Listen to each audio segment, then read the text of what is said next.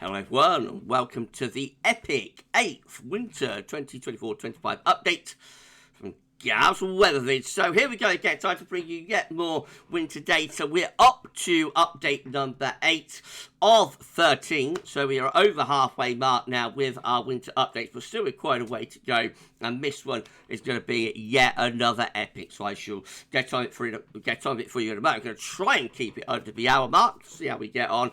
Hopefully we'll be able to, and I'll get on that for you in a second. Just say that first, video says our 6 AM UK weather forecast, all the detail on Storm Ashling in that one, and we will be live at 6 PM this evening, live at 6 with our 10 to 14 day, plenty of long range, and we will be discussing this 8th winter update as well. So please like, share and subscribe on all today's videos and content. Thank you so much everyone for doing that epic Sunday again at GavsWeatherVids. Thank you Shadow Richard, Richard Shaw for the winter updates gift, and for being our king of swing.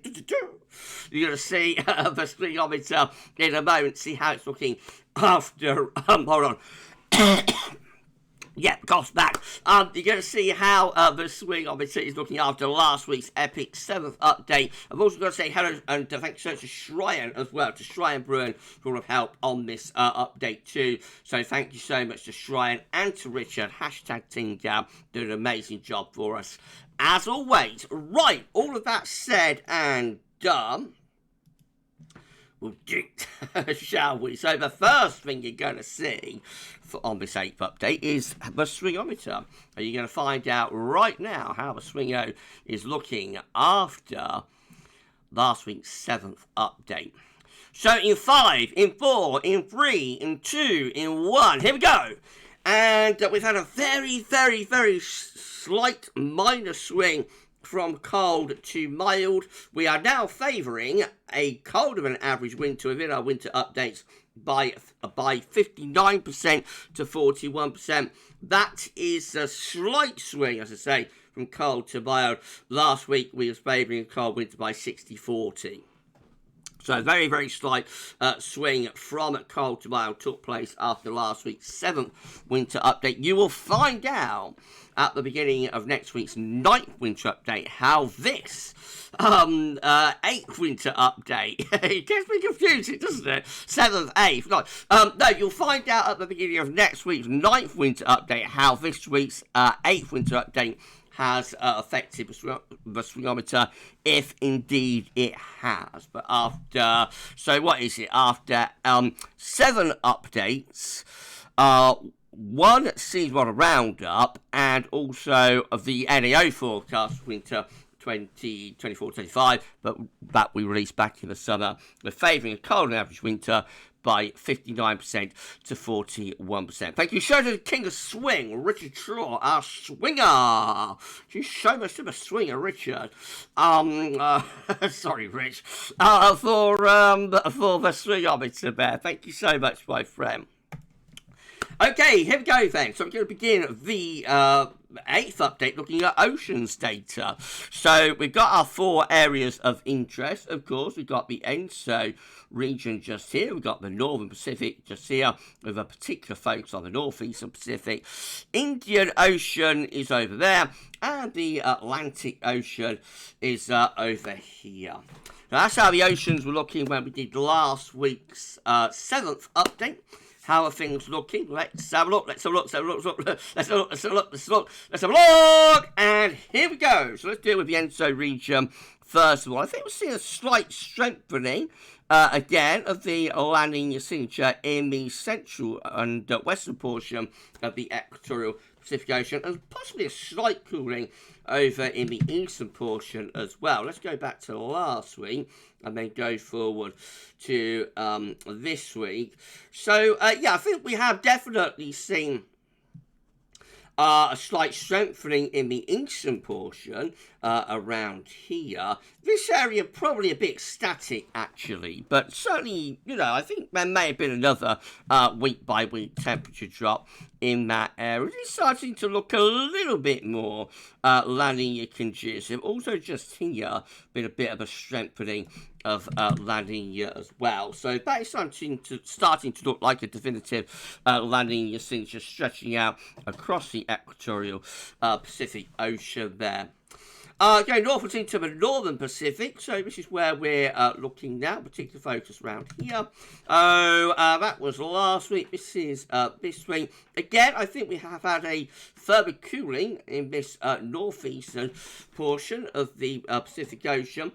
We are starting to look increasingly like we've got a negative PDO type signature beginning to get going. We do probably need to see this area cooling down a little bit. But overall, I think, we are on our way to a negative PDO, cold PDO there in the northern and northeastern Pacific. Further development of that has taken place. Right, let's go to the Indian Ocean.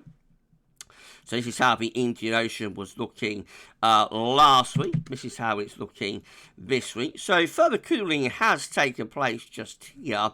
We're warming through here. That's starting to look a little bit like a negative IOD type pattern setting up there, which we're not really expecting. We're expecting to be around neutral for the Indian Ocean dipole. But maybe, we might have a very weak, cold IOD starting to develop there. More about that a little bit later on in the video. And then in the Atlantic, this is how the Atlantic, North Atlantic anyway, was looking last week. This is the scenario this week. So very little change there, really. The warmth is particularly in this part of the Atlantic and into the Caribbean and Gulf of Mexico as well.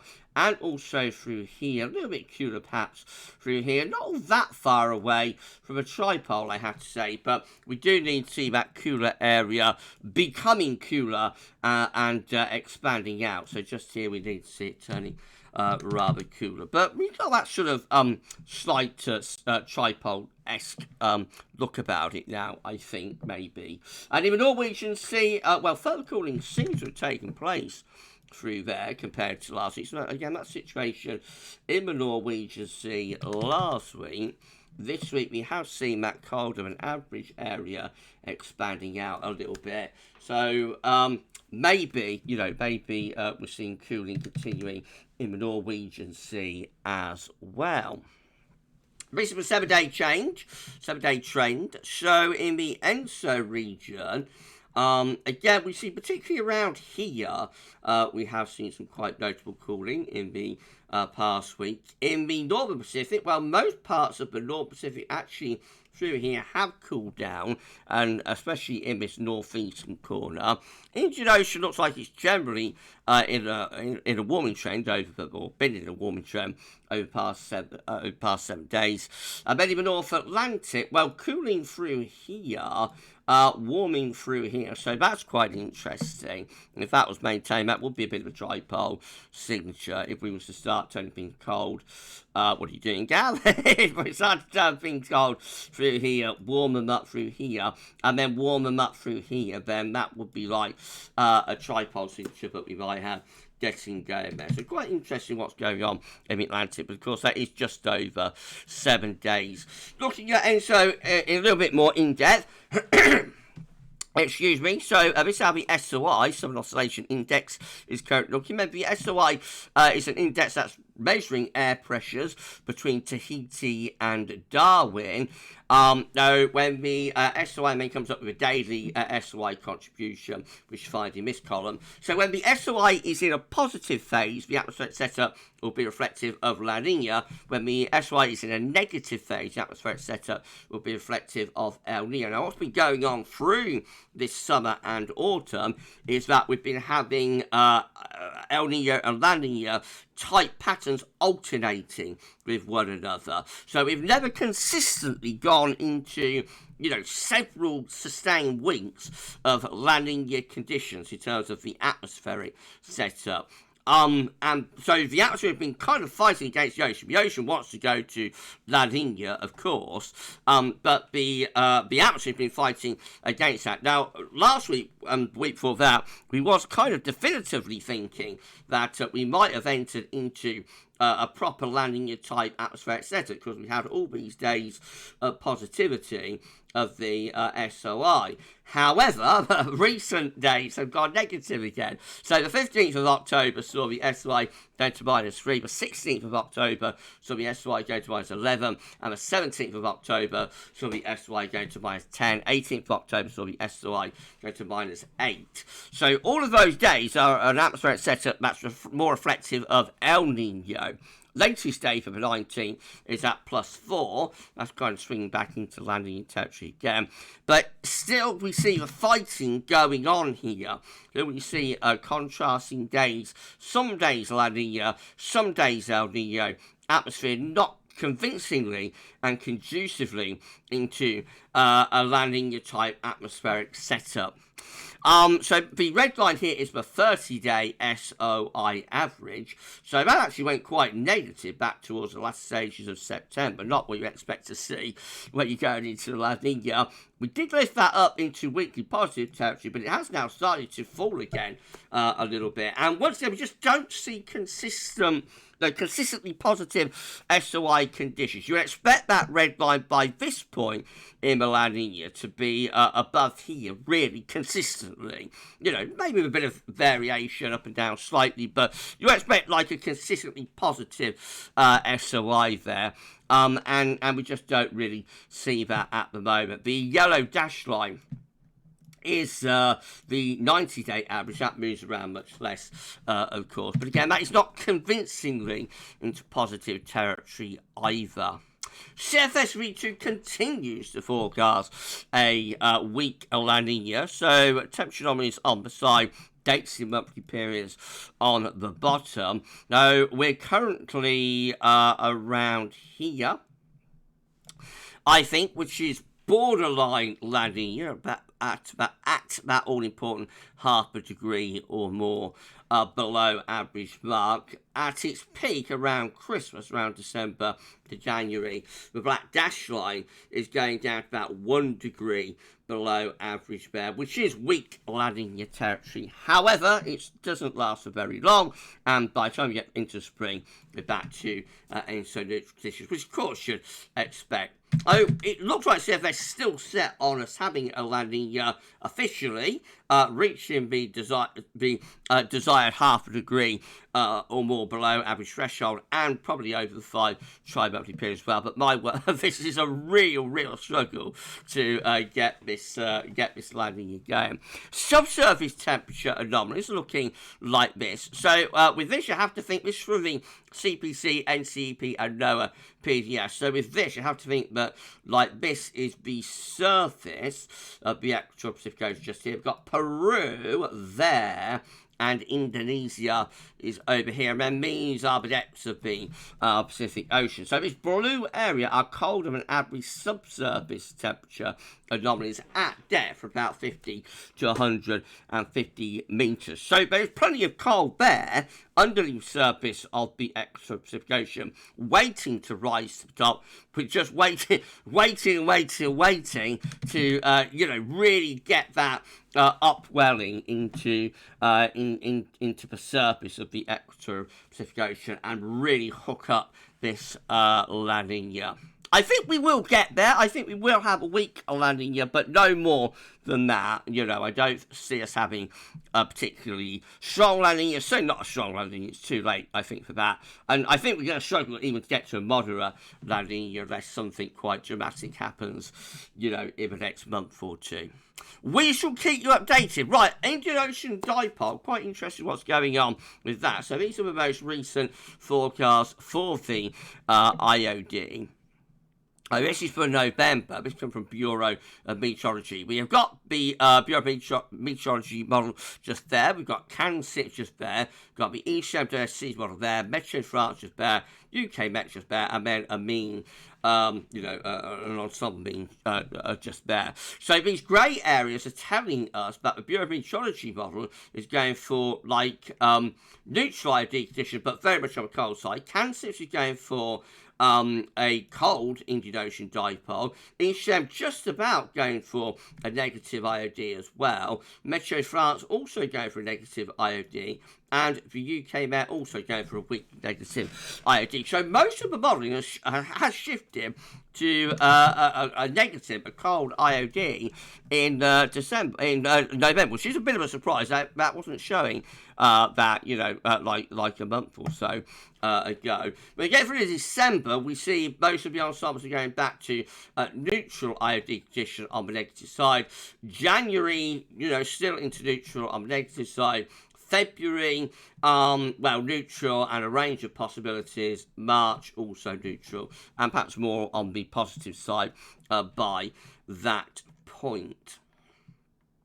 So quite interesting, and a bit of a change. It just goes to show you how these predictions can be, slightly uncertain. But I bet they come with huge amounts of confidence, because it was only a couple of months ago that I think the models were going, for like an 80% chance of IOD neutral conditions through the autumn and into winter. And now in November, it looks like we're probably going to have a weekly negative IOD. We'll keep you posted on that. Remember, the reason we're looking at the IOD is that in 2019 there was a very, very strongly positive Eurasian dipole during that autumn of 2019.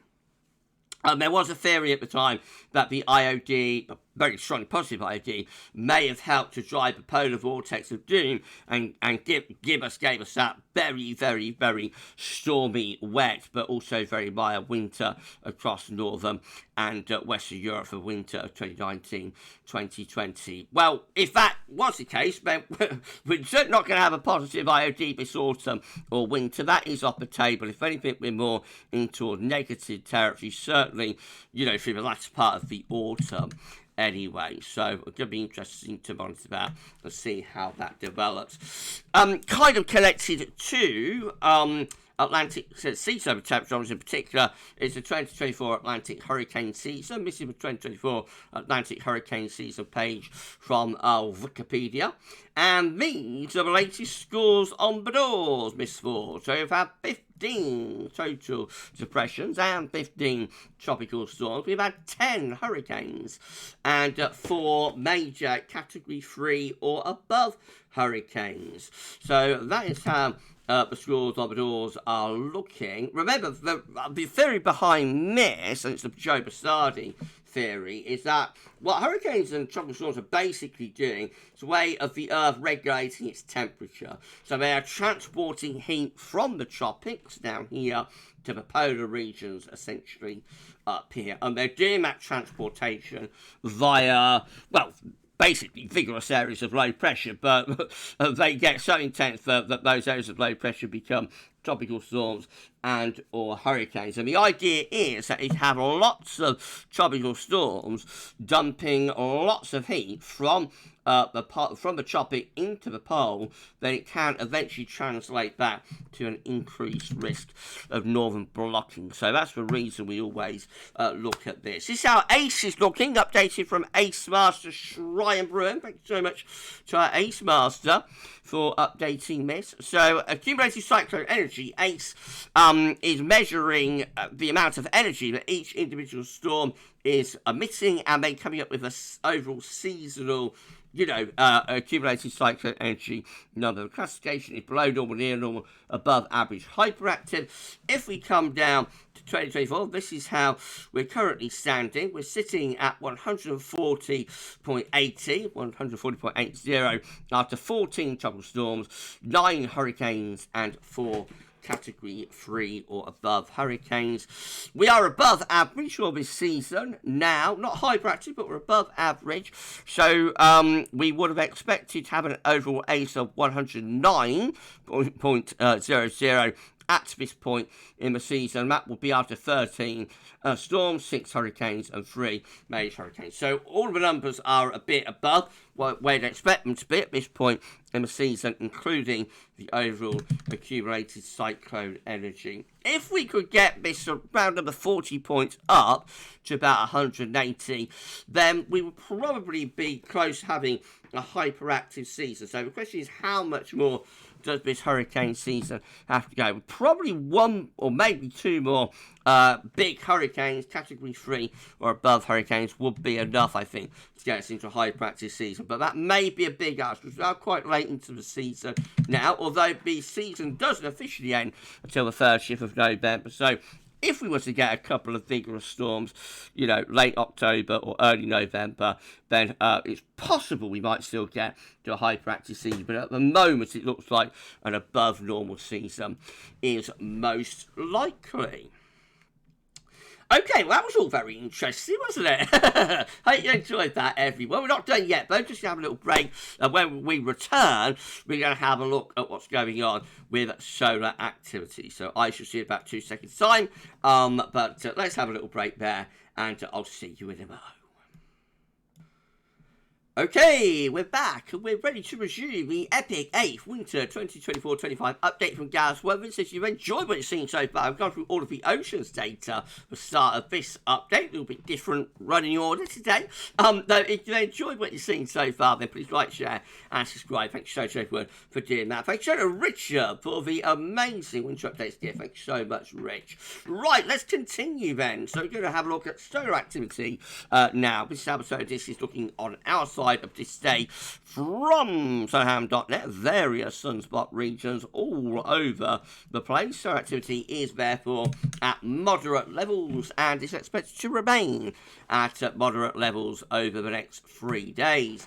This is the GavsWeatherVids 8th Winter 2024-25 update solar tracker from Shrine, keeper of solar tracker Siberian. So we can see from the orange line and orange spots each individual day's worth of sunspot activity. Of course, had our peak of solar cycle 25 so far back in the summer. Now we are at this sort of level. So we're at moderate levels, but not as high with daily sunspot numbers as we was a few weeks ago. So solar cycle 25 at the moment is easing off the gas a little bit. Still got its foot on the accelerator, but kind of eased off the accelerator a bit, if you get what I mean. So we're still seeing plenty of daily sunspots, but we're underneath, you know, the peak of solar cycle 25 that we was at a few weeks ago. Latest daily sunspot numbers are these orange spots just here, of course, and it is enough to be lowering the blue line, which is the 60-day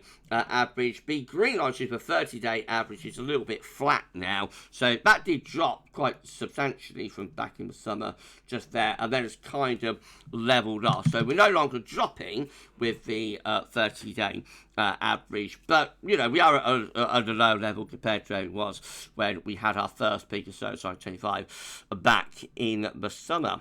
This is from Richard Short. Thanks so much to Richard, saying mystery showing spotless days and also the current spotless stretch. So for 2024, we've had 0 days without sunspots. Every day in 2024 has had sunspots, as we saw in 2023 as well. In 2022, we had 1 day without sunspots, but we have to go back 2019, which of course was our solar minimum year from solar cycle 24-25, to find that we had 281 days without sunspots, which was 77%, good portion of the year. Did not have any sunspots in 2019 when we reached solar minimum. Remember, our comparable year from solar cycle 24 to this year is 2013. Just here, and that also had 0 days without sunspots. All days in 2013 had sunspots. Next year's comparable year will be 2014. Interestingly, that had 1 day without any sunspots. There was 1 day that didn't have any sunspots, and 2015. 0 days. Solar minimum from solar cycle 24-25 started kicking in 2016. So the comparable year for that, the first year of, the signs of solar minimum will be in 2017 if everything works as we're expecting it to. But a rather Halloween solar gift, ritual, most spiders and creepy crawlies and things going on. I think there might be a bit of a Halloween vibe going on on that one. Thank you so much, Stryan, and thank you so much, Richard, for the solar data. Right, QBO next, just confirming it again that we are in westerly phase of quasi-biennial oscillation. Miss Sandy Brown area just here, descending from the stratosphere to troposphere. This comes from NASA, by the way. But Sandy Brown area descending from the stratosphere to troposphere tells us that we're well into the westerly QBO and will stay in the westerly QBO for the winter of 2024-2025. Right, let's go to the stratosphere, shall we, and see what's going on there. So, this is from the JMA, showing how temperatures are currently looking at 10 HPA, the stratosphere over North Pole versus average. So, the black line is the temperature this season. It's bang on the grey line, which is the long-term average. So, temperatures at 10 HPA are exactly bang on where you'd expect them to be at this point in the autumn. If you go a little bit lower down to 30 HPA, there we are again very, very close to average, maybe ever so slightly underneath grade line now, but basically, you know, at both levels of the stratosphere, 30 and 10 HPA, we're more or less around where you'd expect to be at this point in the year. So having a look at the temperature forecast of 10 HPA over North Pole for the latest GFS, we see the blue colours here. This is a polar vortex at its roots in the stratospheric level, of course. So we see that over the next few weeks, polar vortex, you know, well and truly maintained, but not doing anything particularly dramatic. Temperature holding up at about minus 72, something like that, over the polar region and into the more extended range. Again, we see the blue colours expanding out, the polar vortex getting bigger, but not necessarily intensifying by all that much. So we end on the 4th of November with temperatures in the stratosphere at 10 HPA over the North Pole, somewhere between minus 68 and minus 72, basically. That's not all that far away from where we are right now. So over the next couple of weeks, not much of a way of further cooling going on, just the polar vortex, you know, expanding a little bit as you would expect. So minus 68 to minus 72 on the temperature scale by the beginning of November. Again, it's about where you'd expect it to be, isn't it? That grey line by early November's down here, just under minus 70. Exactly, you know, where you'd expect to be. So nothing particularly exciting or interesting going on from a temperature point of view over the North Pole in the next couple of weeks in the stratosphere. However, we are going to see the zone of wind getting stronger. So one way that you can look at polar vortex is with these cold temperatures. So that's how we look at polar vortex at its roots in the stratosphere. Another way of looking at the strength of the polar vortex is through the zone of wind. Now, back in September, we had a record weak zone of wind. We are still a little bit weaker than average with the zone of wind, but very shortly we're going to be going stronger than average within the next week. And we get through to the end of October. Actually, then, we have quite a strong zone of wind at 10 HPA in the stratosphere. Then this blue line, which is a little bit difficult to make out with all the other lines of spaghetti, but it's the thickest line that there is, kind of stays a little bit above average through November. Though the zone of winds are going to be stronger than average at the stratospheric level. Doesn't necessarily mean they will be at the tropospheric level, though, has to be said. Sometimes you do get a decoupling between the stratosphere and the troposphere. But at the stratospheric level at 10 HPA, it looks like the zone of wind is going to be stronger than average through November, and possibly lasting, this red line by the way is average, and possibly lasting into the beginning of December even as well. Right, so that's stratospheric data done. Let's have a look at the Arctic oscillation observed and forecast next. So the black line shows where we've been, with the AA, the red lines at the end with GFS ensembles forecasting the Arctic oscillation to go. So through most of the autumn so far, up to the middle of October, Arctic oscillation has been in negative territory. However, we go into the second half of October and we are now positive quite strongly positive with the Arctic oscillation. And the GFS ensembles are forecasting that the Arctic oscillation will go even more positive, becoming really positive, actually, with the AO in the next few days. Then there is quite a significant drop back towards neutral by the time you get through to the end of October, beginning of November. That's a long way off, of course, so unreliable time frame type stuff. So, through the early part of the autumn, the fact that the AO was negative tells us that we must have had a lot of blocking at high latitudes within the North Pole and the Arctic. Now we must have a lot of low pressure over the Arctic and the North Pole for the AO to be in such positive territory. The NAO observed and forecast looks like this. Again, the black line shows where it's been. With the NAO, the red lines of MLG, FS ensembles are forecasting the NAO to go through most of the autumn so far. The NAO has been in negative territory. We are now just around here, so very weakly positive with the NAO, and beyond that, you know, through the rest of October into the very start of November, generally positive with the NAO as well. However, the fact that the NAO was so strongly negative through the first half of October probably means that overall October will come out as a slightly negative month for the NAO. And of course September was negative for the NAO as well. So it looks like we're going to have September and October both as two negative NAO. Much more about that in a moment. So this is the extended forecast from Kyle M. Critchie for the Arctic oscillation. This is the predicted very positive phase of the AO in the next week or so.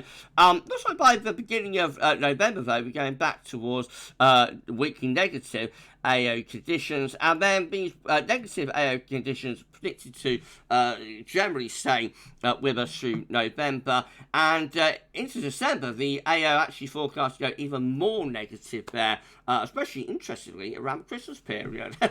Takes on the bottom of the chart just here. Remember, these are experimental. We've never used these charts before within any of our updates.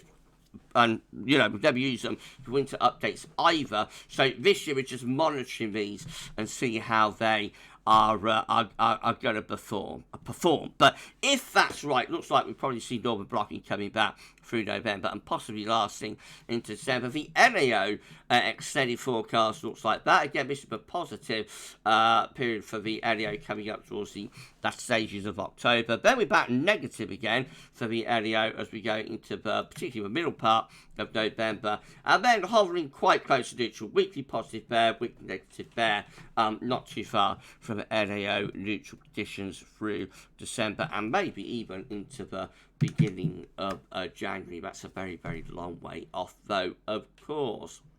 Right, well, let's just come back to this chart. So, as I say, we have had September negative with the NAO, quite strongly negative, and most of October up to now has been negative with the NAO, although we are going to be positive for, you know, the final 10 days or so of the month. But probably that won't be enough to stop us having another negative NAO month for October. So both September and October negative for the NAO, and that's what we're going to be looking at for our reanalysis for this 8th winter update. We're going to be looking at winters following September's and October's that are negative for the NAO, but September more negative than October. So, you know, September has the most negative of 2 months in terms of the NAO, and in October it's still negative, but it comes closer to like a neutral month, if you get what I mean. Thank you so much to Siberian for sorting these years out for us. We're starting off with winter 1952-1953. This one has high pressure out in the Atlantic, and winds are coming in from a northeasterly direction. Quite a chilly winter, that one, with a few cold snaps. So we've got a genuinely cold winter following negative NAO September and October for 1968-1969. This one with northern blocking around Greenland. Low pressure is underneath it. going into southern Europe. So this one gets very cold later. It's a backloaded winter. It gets very cold in February with a lot of snow as well. January quite mild and wet. December has its moments, and it does have a white Christmas some parts of the country. We've got 1976, 1977 showing up next. This one in complete contrast to the last one. It's a front-loaded winter. Has the coldest weather in December and into January, and then gets milder later with a mild and wet February. But it does have a cold first half to the winter, as does the next one. This is 1981, 1982. Again, with higher pressure up towards Greenland, lower pressure coming in from off the Atlantic. Very cold December in 1981, and a big freeze in the middle of January 82. And then it gets mild late January and into February. You've got 88, 89, which is just a straightforwardly mild winter. Low pressure to the north, high pressure over and to the south. Winds coming up from the southwest, dry and mild for the winter of 1988, 1989. Mild and wet for 93, 94. There is some cold snaps on offer through this winter, especially in February 94 and around Christmas to New Year 93. Overall, though, a relatively mild-ish winter and also quite wet. 94, 95 is also quite a mild winter with low pressure to the north, high pressure to south, winds coming in from west-southwesterly direction. Has a few colds, that's especially in January of 95, but overall that's a very wet winter. We've got 96, 97, and the analogue doesn't show all that much in terms of what happened during this winter, just has this area of above average height, across much of Europe. Does actually have a cold start. Again, it's a bit of a front-loaded winter. So the coldest spell through that winter is actually around Christmas and New Year of 1996 into 1997. Very, very cold New Year with snow in quite a lot of places. And generally quite a cold first half of January 97 as well. Then things gradually get milder, culminating in a mild, wet and windy February in 1997. 1998, 99 showing up next following negative NAO September and October. This one is a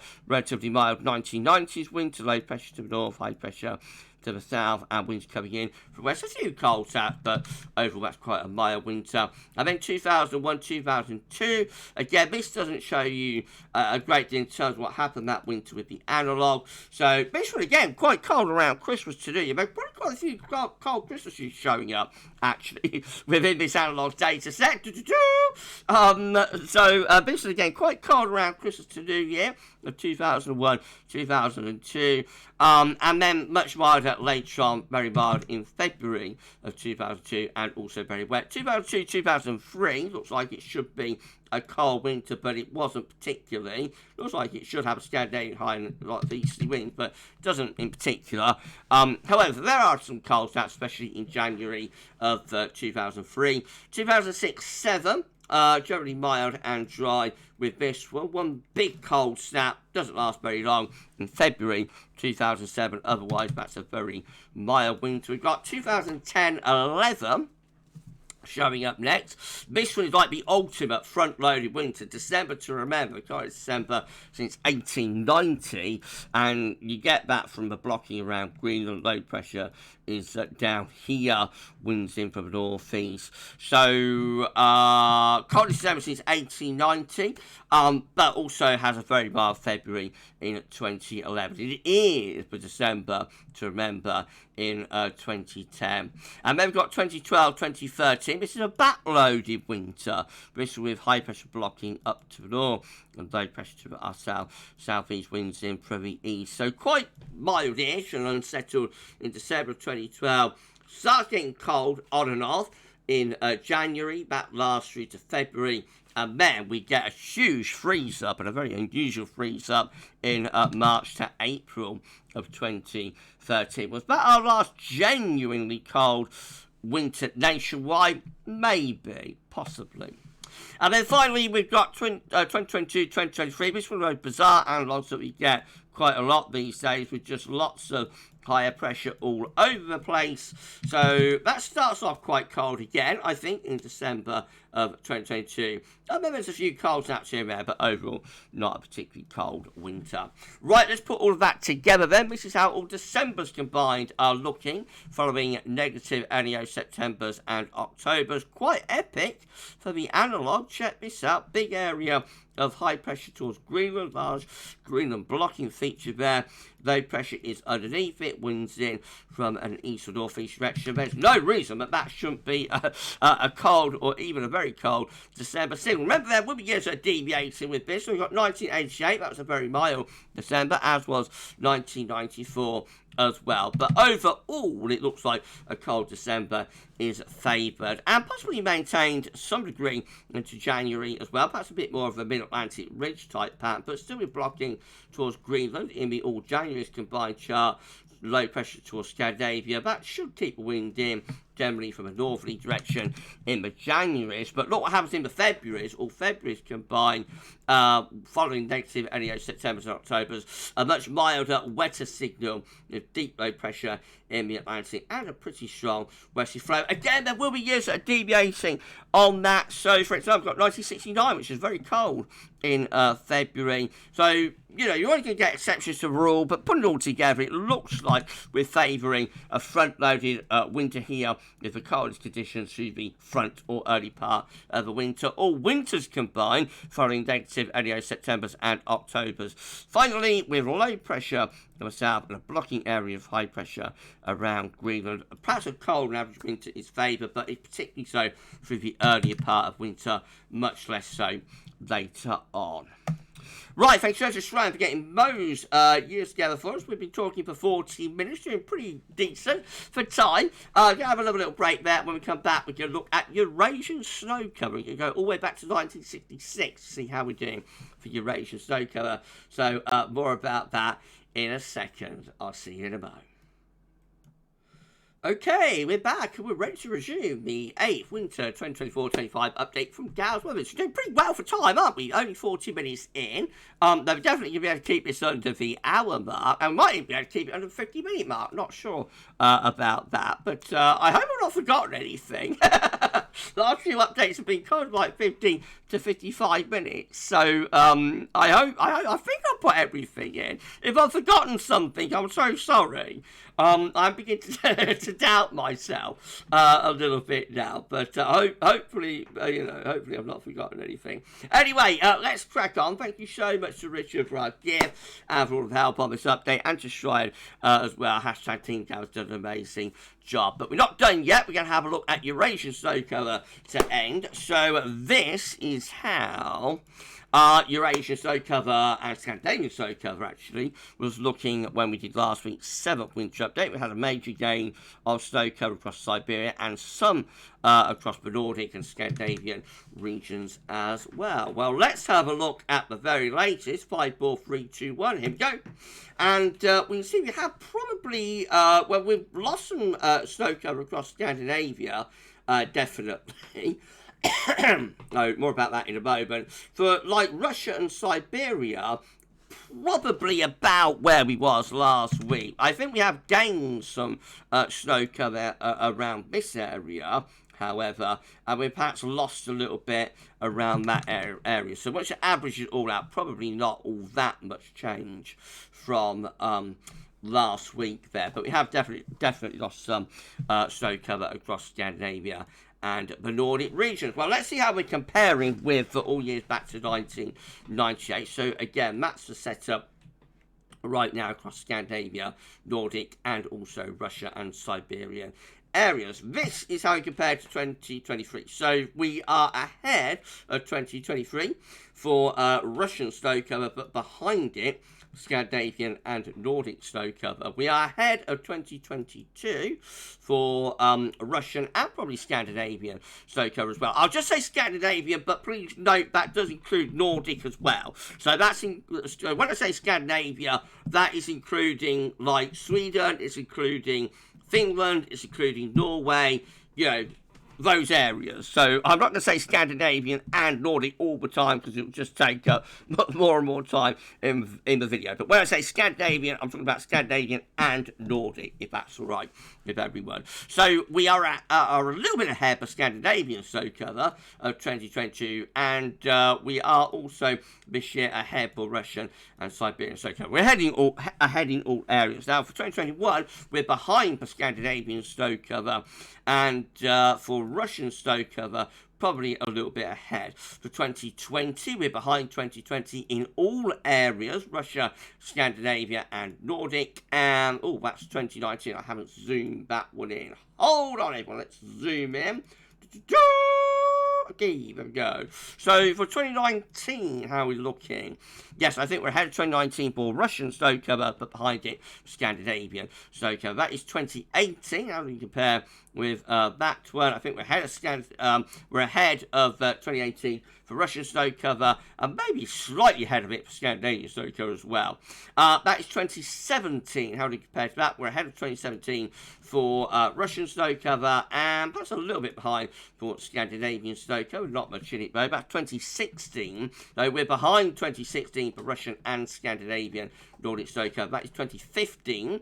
Probably a little bit ahead for Scandinavian snow cover of 2015, but behind for Russian and Siberian snow cover. That is 2014, which we are behind in all areas. That is 2013. What do you think about that one? No, I think we're behind 2013 in all areas as well. That is 2012. What do you think about that one? Could be quite close to 2012 actually for Russian snow cover. Maybe a bit behind it though for Scandinavian and Nordic snow cover. That is 2011. We're ahead of 2011. 2012 could be one of the years we're closest to. Please let me know in the comments which years you think we're closest to. At the moment, I think perhaps 2012 is the closest for Russian snow cover.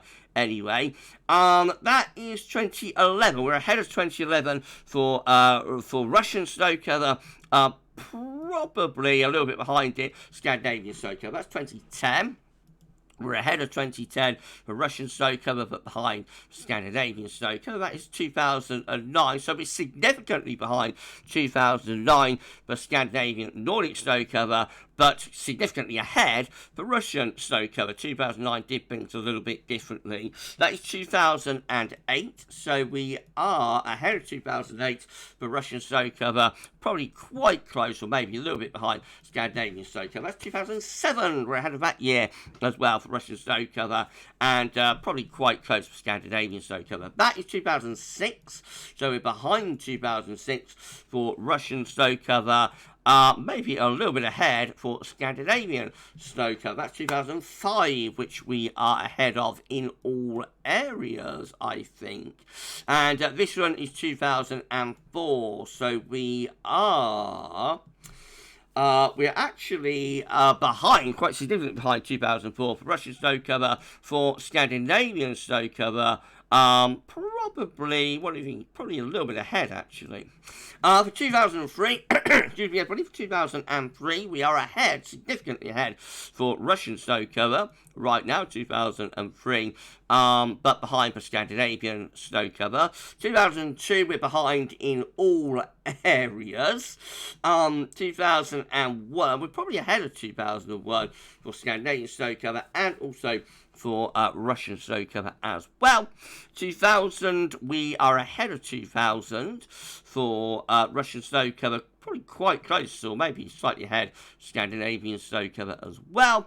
1999, we are ahead of 1999 Russian snow cover, behind it Scandinavian snow cover, and 1998 is for last year, so probably quite close for Russian snow cover, and probably quite close to Scandinavian snow cover as well. Right, so now we're going to go back to 1966 with Rutger Snow Lab. I won't do year by year comparisons, it will take too long. Now just keep this in mind. The snow line across Russia is there, basically, and Scandinavia and Nordic regions are looking like that. So just keep that in mind if you can. Okay, let's do this then. So I've got to turn starting ahead with this, really. For hold on. Sorry, everyone. For 1997, we're ahead of 1997 for Russian snow cover. Probably quite close for Scandinavian snow cover. That's 1996. We're ahead of 1996 for Russian snow cover and probably Scandinavian snow cover as well. That's 1995. We're behind 1995 for Russian snow cover. And probably quite close to Scandinavian snow cover as well. That's 1994, ahead of that year in all areas. 1993, we're also ahead of that year, I think, in all areas. 1992, I think we're ahead of that year in all areas as well.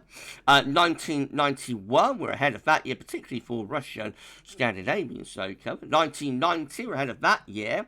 For Russian and also Scandinavian snow cover, actually. And 1989, probably quite close to this year for Scandinavian snow cover, and maybe quite close for Russian snow cover as well, perhaps a little bit ahead this year. We are way ahead in all areas of 1988. There's been barely any snow cover at all, even across the far northeast of Russia and Siberia at this point in 1998. Quite bizarre. 1987, also ahead of that year for Russian and also Scandinavian snow cover. 1986, I think we're ahead of that year.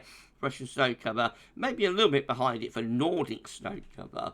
That one is 1985, so I think we're ahead of that year in all areas as well. Not doing too badly, are we still? Although we stalled a little bit, you know, from the gains that we had last week, we're still not doing too badly. We're probably nicely in the middle of the pack. That's 1984. I think we're a little bit behind 1984 for total Russian snow cover, and probably quite close to match for Scandinavian snow cover. That's 1983. Again, probably quite close for Russian snow cover and also Scandinavian snow cover as well. 1982, could be a little bit behind 1982 for Russian snow cover, but ahead for Scandinavian snow cover. 1981, I think we're ahead of that year in all areas, actually, and 1980, we're ahead of that year in all areas as well. We're also ahead of 1979 as well, and 1978, we're ahead of that year, definitely for Russian snow cover, perhaps a Scandinavian snow cover as well. 1977, we're probably behind that year for all areas, and we're probably behind we are behind 1976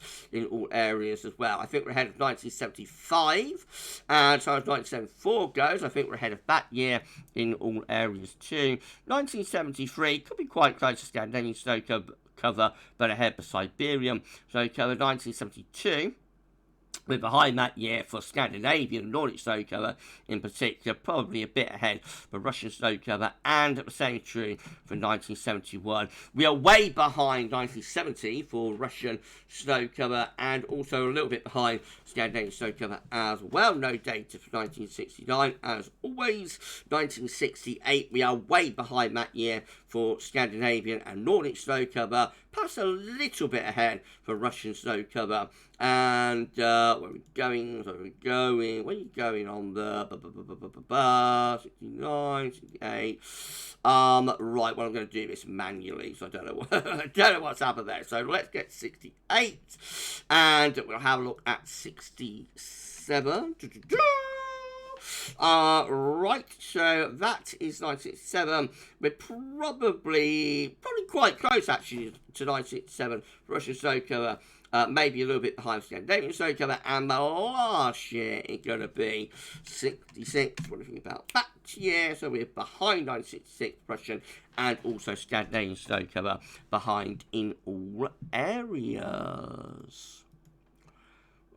Interesting. The plot's thickening, isn't it? We did get to 51 minutes. No, it's been an epic update, hasn't it? I hope you enjoyed it, everyone. So we're nicely in the middle of the pack there for Eurasian snow cover. We're neither having a particularly dramatic year, you know, in terms of gains, nor are we having a particularly slow year either. I think we're nicely centred in the middle of the pack in terms of those historical archive charts for Eurasian snow cover, and we will have more next week on that. Of course we will. Right, well, that's your epic 8th Winter 2024-25 update. We went over 50 minutes in the end, so it's been another long one, been another epic. Thanks so much, everyone, for sticking with it. You'll find out at the beginning of next week's 9th Winter update how this 8th winter update has affected the swingometer, if indeed it has. So that'll be the first thing you'll see at the beginning of next week's 9th update. Thank you so to Stryan and also to Richard for all of the help on this winter update. Hashtag Team Gav done an amazing job as always, and at 53 minutes, we'll end it there. That's all for now. Thank you so much for watching. We'll be live, by the way, at 6 p.m. discussing this winter update, doing 10 to 14 there, and looking at some long range. So keep checking back for more. But for this one, that's all for now. Thanks for watching. Enjoy the rest of your Sunday, and bye for now.